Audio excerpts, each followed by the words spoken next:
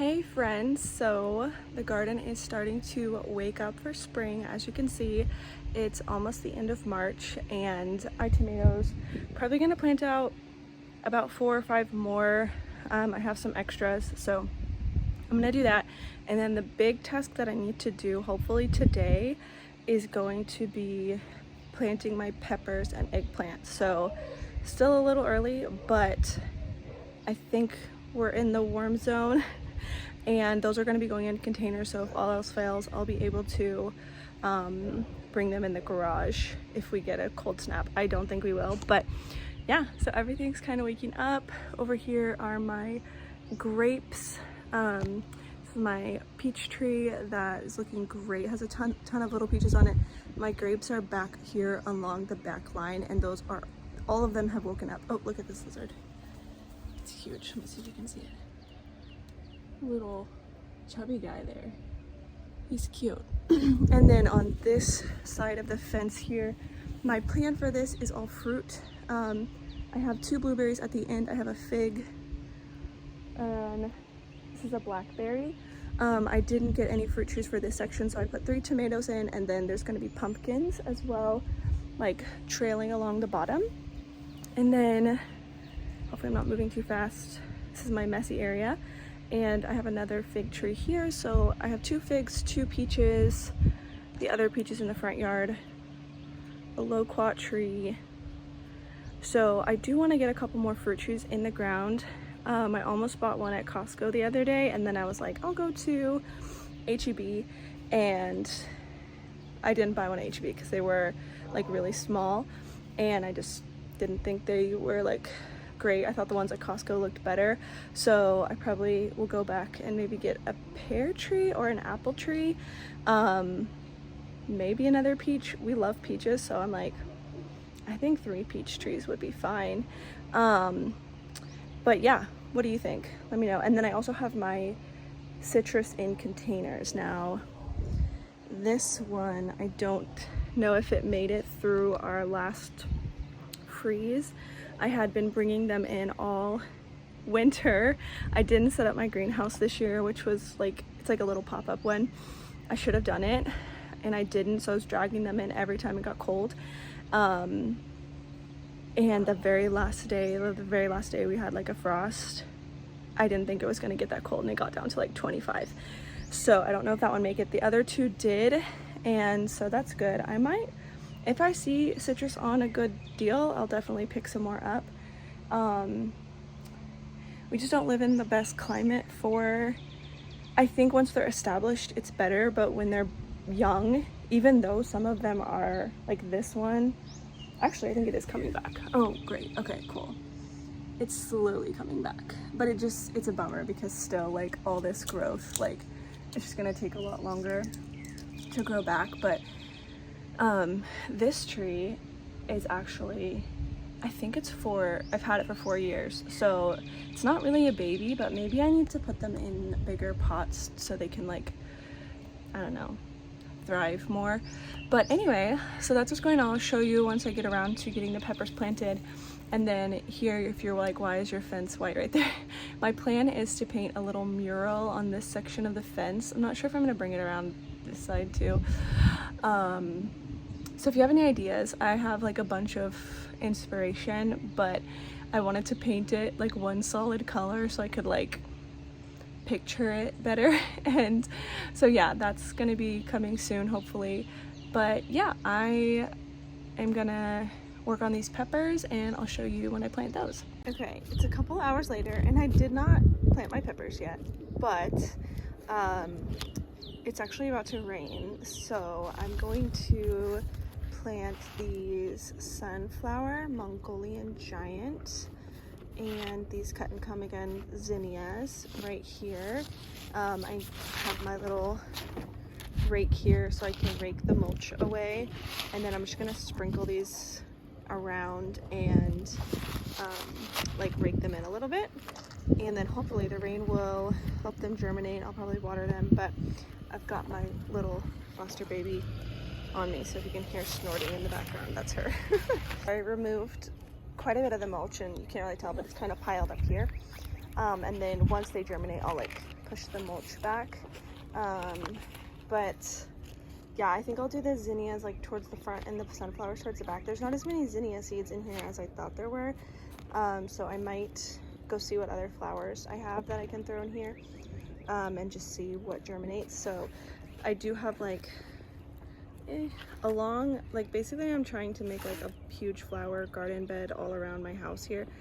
And these are all like native plants, and I would like to extend the native plants all the way here, but for this year I'm gonna do this instead, just because I really want to see which of the plants that I planted last year do well. And I already can tell kind of like that one's doing well, that one's doing well, but like some of the ones in the middle aren't, and I just want to see how it fills out before I buy more, because it is a pretty large space, and I just want to like stop buying plants if they're not going to do well. So we're doing the annuals for now, and I'm going to go ahead and sprinkle these in and then break a little, and then hopefully it rains. That was definitely not enough sunflower seeds, but then I was like, wait, I think I have some from last year, and I do. I had just stuck like heads of sunflowers in here, and I just like I'm not sure how good these are, but I have all of these from last year, and then sorry, it's like hard to do this one-handed, and then I have all of these. So I'm just gonna sprinkle maybe most of them. I might do a couple back here to have like some random sunflowers in the back as well, maybe back in that back corner bed, and then some in the front here. But yeah, I definitely need more than what I have, so I'm gonna go sprinkle these ones. Yeah. Okay, baby's sleeping, so let's see how many of these I can get filled up. I have to finish filling my green stock, and then I'm not sure if I'm gonna keep it where it is now or if I'm gonna move it over here.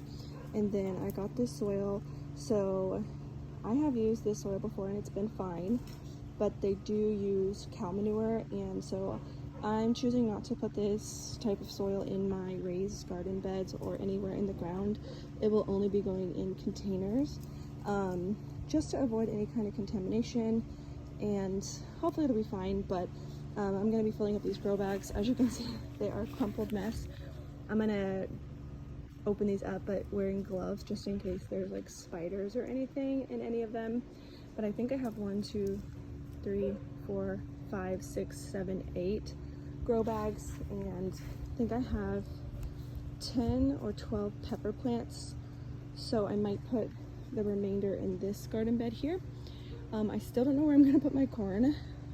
That's the other thing that I need to figure out, but yeah, so let me fill these up and then I'll show you what it looks like. Oh, I didn't have enough soil for all the grow bags, but I filled up 5, and then this part of the green stock, a little bit in this part.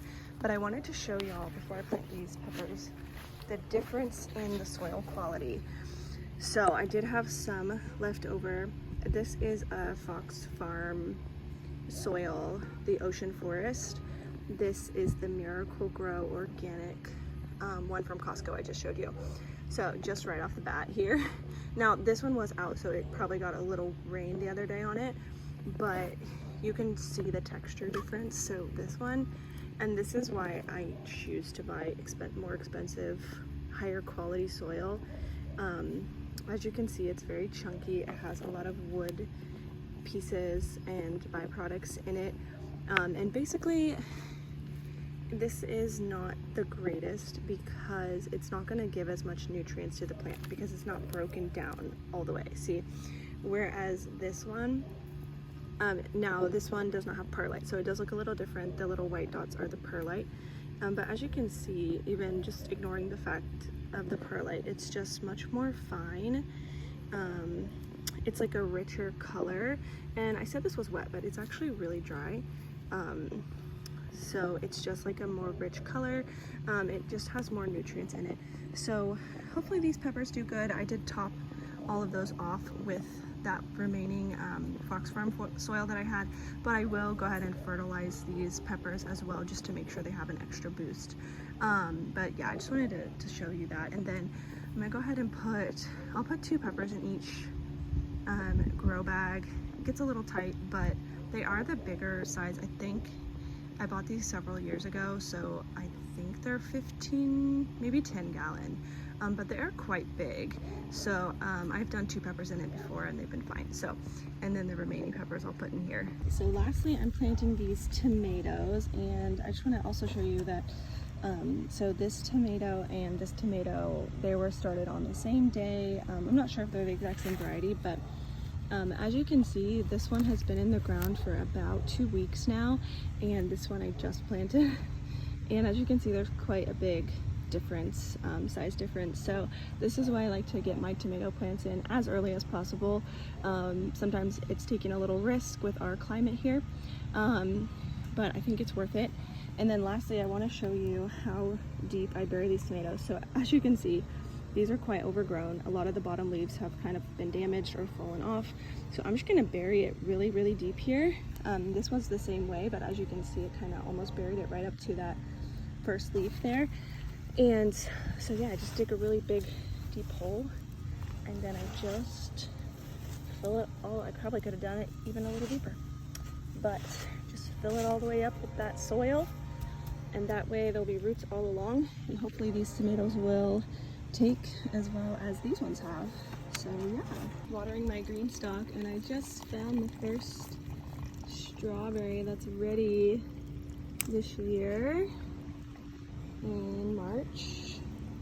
So hopefully many more from this little strawberry green stalk.